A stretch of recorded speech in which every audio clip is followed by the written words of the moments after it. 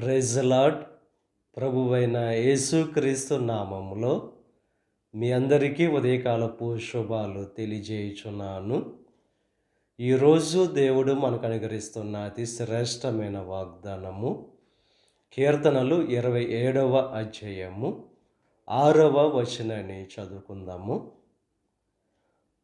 నన్ను చుట్టుకొని ఉన్న నా శత్రువుల కంటే ఎత్తుగా నా తల ఎత్తబడును.